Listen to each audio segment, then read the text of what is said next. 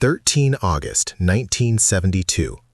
In a heavily guarded prisoner of war camp in Rawalpindi, Pakistan, that night was destined to make history. This was the same camp where, after the 1971 India-Pakistan War, 12 Indian Air Force pilots were being held captive. Security was so tight that no one could even imagine anyone escaping alive. Tall walls surrounded the camp, barbed wire lined the top, and armed Pakistani soldiers stood guard everywhere. Yet, in this seemingly impossible place, there were 3 Indian pilots whose determination feared no wall, no wire, and no gun. They escaped from this prison in a way that left the Pakistanis stunned. The story begins on 3 December 1971, when intense war was raging between India and Pakistan. On the ground, the Indian Army was pushing Pakistan back on every front. But in the skies, the situation was far from easy. Near the Pakistani town of Zafarwal, a tall watchtower had become a major problem for the Indian Air Force. From there, Pakistani forces monitored Indian movements and launched precise fire at Indian aircraft.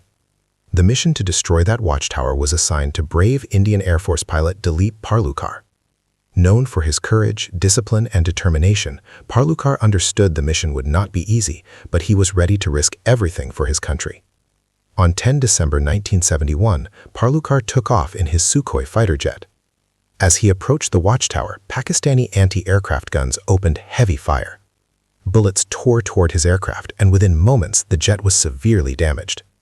Seeing the situation deteriorate rapidly, Parulkar ejected without hesitation. He survived, but fate dropped him onto enemy soil. Already injured when he landed, Parulkar struggled to steady himself as local Pakistani civilians gathered around him, shouting, "Enemy!" Within moments, they began beating him and snatched his belongings. Overwhelmed by injuries, exhaustion, and the assault, he lost consciousness. Had there been even a slight delay, the crowd might have killed him. Just then, Pakistani soldiers arrived. They dispersed the mob, saying, "He is more useful to us alive." Thus, Dilip Parulkar was pulled from the jaws of death and taken into custody. When he regained consciousness, he found himself locked in a dark, damp cell.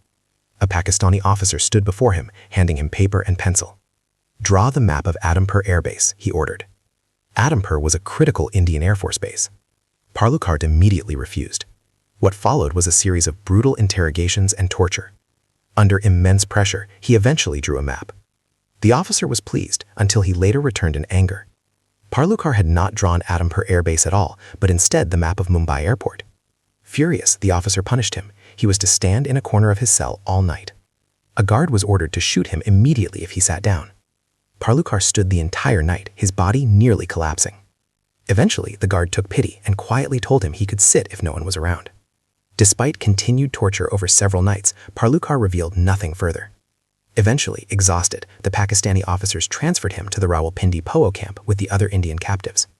There, 12 Indian Air Force pilots were imprisoned. The camp in charge, Usman Hamid, treated the pilots with a degree of respect, something many other officers disliked.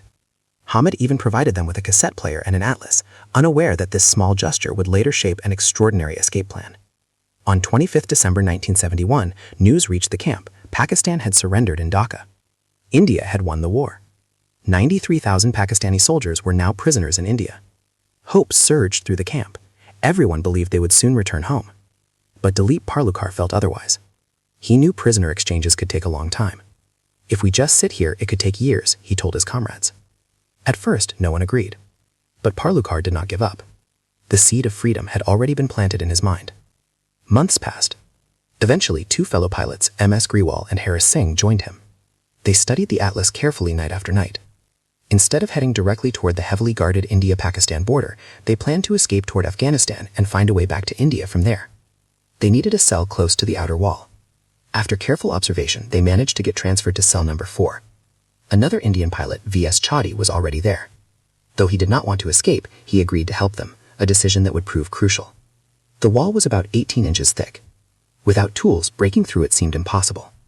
Somehow, they managed to steal a pair of scissors and a screwdriver. Every night between midnight and 1 a.m., one would scrap at the wall beneath the bed while the others kept watch. The debris was hidden under the bed. They even blew the fuse of the cell's bulb to reduce visibility from outside. Weeks turned into months. They removed cement from the bricks and carefully replaced them to keep the wall looking normal. They collected dry fruits, condensed milk, and small supplies using their monthly allowance. They built a makeshift compass using the magnet from the cassette player and a sewing needle. They had Patani suits stitched so they could blend in after escape. Finally, the hole was large enough for a man to crawl through.